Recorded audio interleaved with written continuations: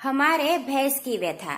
हमारे प्रदेश में हो रहे विधानसभा चुनावों की चर्चा में जब गधे छा गए, कुत्तों की बारी आई, पर भैंस पर चर्चा ना हुई तो बेचारी भैंस को इससे बहुत दुख हुआ।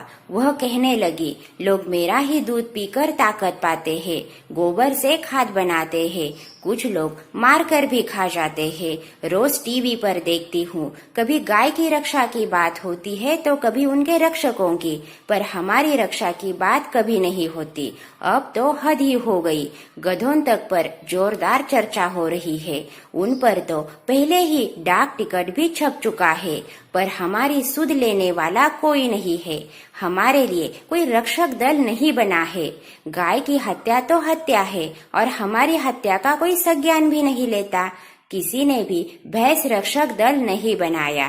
किसी भी सरकार ने नहीं सोचा कि सारे देश को दूध पिलाने वाली भैंस की फोटो भी डाक टिकट पर छाप दे। नेता एक दूसरे को गधा कह रहे हैं, कोई भैंस क्यों नहीं कह रहा है?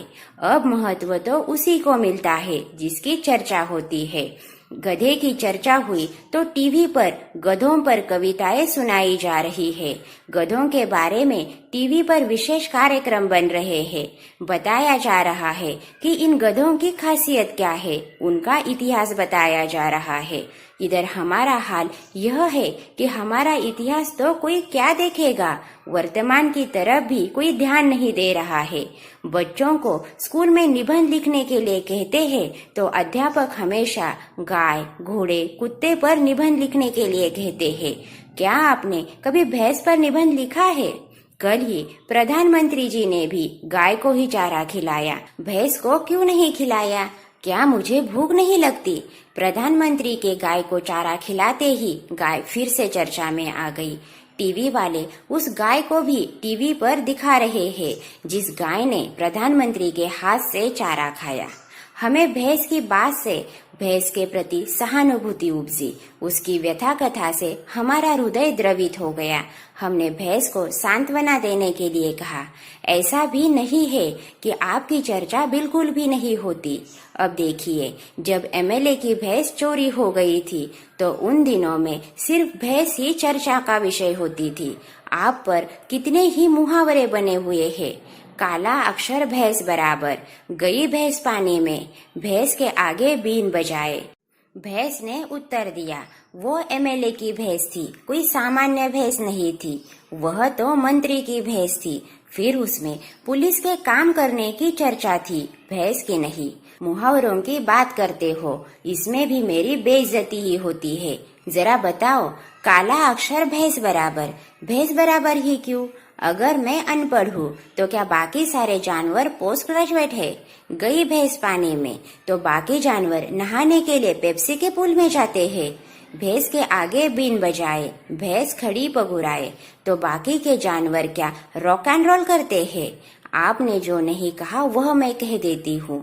सभी लड़की के माता पिता अपनी बेटी की तारीफ में यही कहते हैं, लड़की तो गाय जैसी है, कोई भैंस जैसी क्यों नहीं कहता? अगर इंसान गाय की पूंछ पकड़कर वैतरणी पार कर सकता है तो क्या भैंस की पूंछ पकड़कर चुनावी वैतरणी पार नहीं हो सकती थी? पोस्टर छपवाने में भी खर्चा कम होता, एक ही फोटो लगानी पड़ती। भैंस ने अपने जवाब से हमें निरुत्तर कर दिया था। भैंस की व्यथा कथा सुनकर हम सोचने पर मजबूर हो गए, आखिर इस निर्दोष, सेवाभावी और शांत प्रकृति के जीव का क्या अपराध है जो इसकी उपेक्षा हो रही है? गधे पर तो एक महान लेखक ने एक गधे की आत्मकथा तक लिख दी, भैंस की आत्मकथा किसी ने न लिखी। तो हमने सोचा, जिसका कोई नहीं उसका तो खुदा है। यारों की तर्ज पर आज हम भैंस की आत्मकथा सभी को बता दे। हम इस पर सोच ही रहे थे कि तभी टीवी पर हमें लालू जी दिखाई दिए। गधा पचीसी पर बयान देते हुए उन्होंने कहा, हम तो भैंस का ही दूध पीते हैं, भैंस को चारा खिलाते हैं।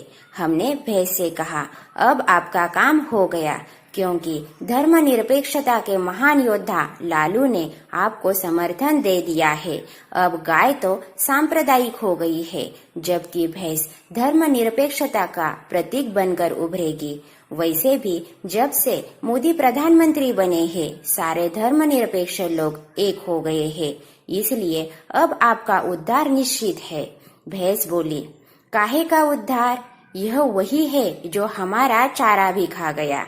अगर ऐसे लोग मेरा उद्धार करने के लिए तुम लोगों के वोट से जीत कर जिम्मेदारी का पद पाएंगे, तो तुम इंसानों से तो मैं अनपढ़ भैंस ही ज्यादा समझदार हूँ। दोस्तों, हमारे भैंस की व्यथा के बारे में आपका क्या कहना है, हमें जरूर बताइए और हमारे चैनल को सब्सक्राइब कीजिए। धन्यवाद।